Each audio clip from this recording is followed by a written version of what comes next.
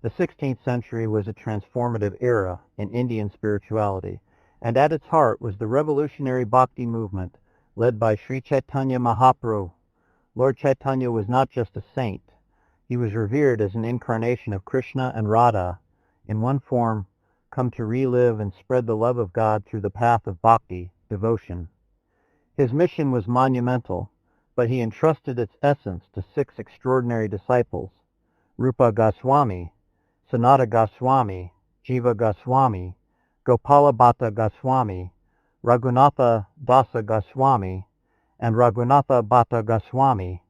Together, they would uncover Vrindavan's lost glory and establish the theological, cultural, and spiritual framework for Gaudiya Vaishnavism. Sri Chaitanya Mahaprabhu met Rupa and Sanata Goswami in Ramakeli, a small town in Bengal. These two brothers were not ordinary men.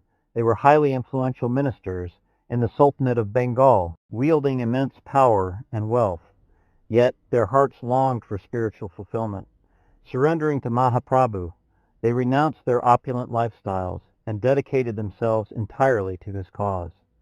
Mahaprabhu instructed them to go to Vrindavan, the land of Krishna's divine pastimes, and revive its sacred heritage. In the following years, the other four Goswamis joined the mission. Gopala Bhatta, a scholar from South India, was drawn to Mahaprabhu's teachings during the saint's pilgrimage to the south. Jiva Goswami, the nephew of Rupa and Sanata, inherited their devotion and intellect.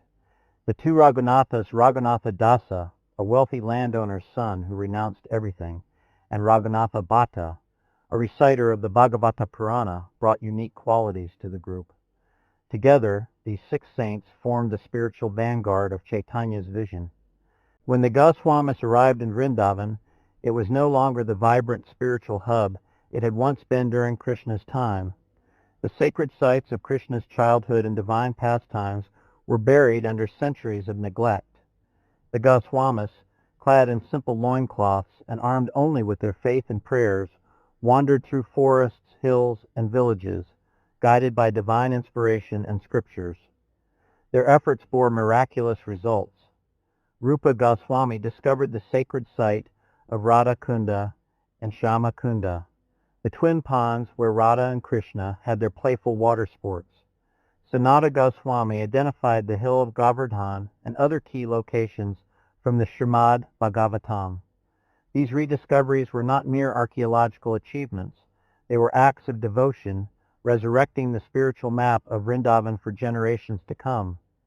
Rupa Goswami, often regarded as the chief architect of Gaudiya Vaishnavism, penned Bhakti Rasamarta Sindhu, the ocean of devotional mellows, which codified the philosophy of devotional love.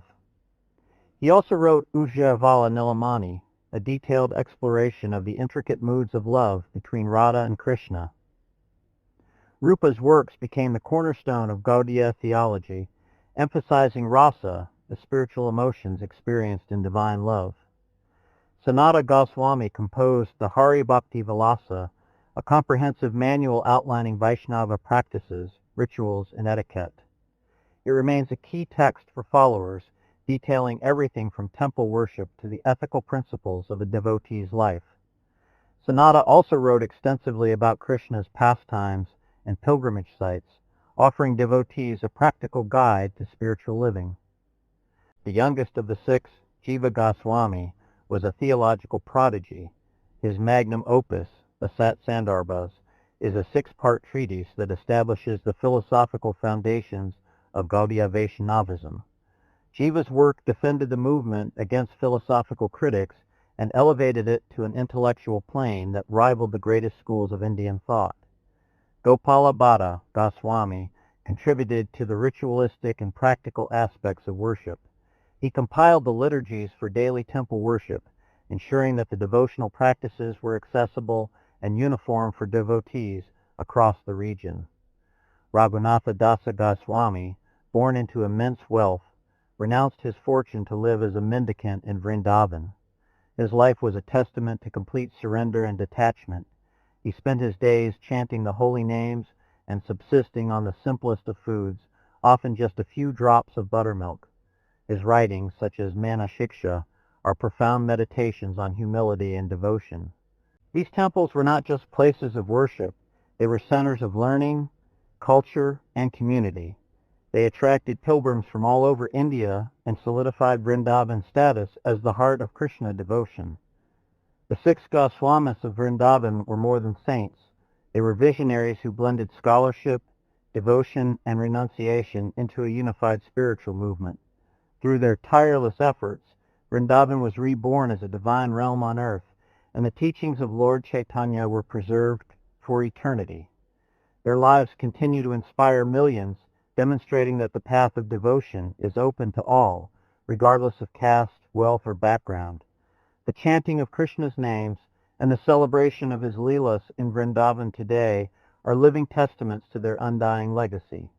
As the Goswamis themselves sang in their prayers, Radha Krishna's pastimes are eternal. May we always remain their humble servants,